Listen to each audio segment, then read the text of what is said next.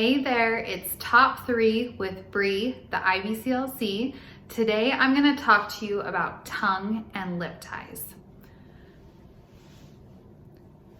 My first tip for you is that if you are concerned about your baby having a tongue or a lip tie, instead of posting a picture on social media or sending a picture to your friend, first I would say please have your baby assessed by a trained IBCLC lactation consultant.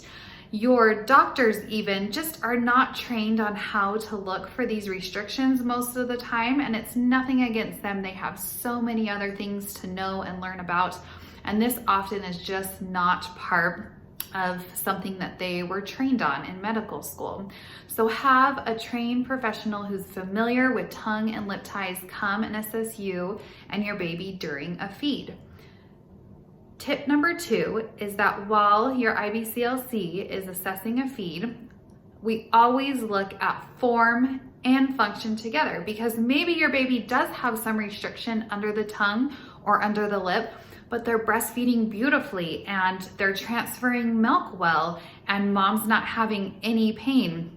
Then why would we go and have a procedure done that could possibly throw a wrench into things when things are already going so well? So we don't always just look at how things are looking under the tongue and under the lip, but we also see how baby is functioning at the breast.